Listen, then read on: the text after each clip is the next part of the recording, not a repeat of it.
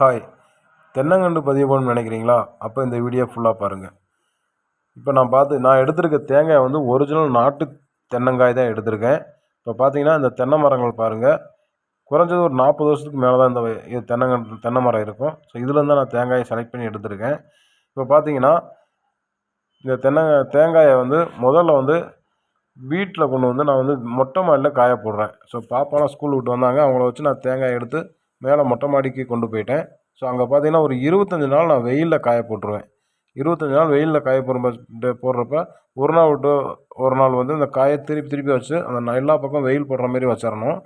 So அடுத்து வந்து மறுபடியும் 25 நாள் நம்ம நிழல்லையும் காய வைக்கணும். அப்படி காய வைக்கிறப்ப தான் இந்த தேங்காயோட வளர்ச்சி தன்மை நல்லாயிருக்கும். ஸோ அது நம்ம ஒரு பதியம் போடுறப்ப நல்லா வளரும். திருப்பி அதை வந்து நம்ம யாருக்கும் விற்றாலும் அவங்க வந்து நடும் பட்சத்தில் நல்ல ஒரு காய்க்கக்கூடிய ஒரு நல்ல திறனை பெற்றிருக்கும். ஸோ அதனால் வந்து இப்படி தான் ஒரு பதியம் போடுறதுக்கு முன்னாடி நம்ம செய்யப்பட வேண்டிய வேலை. தேங்க்யூ.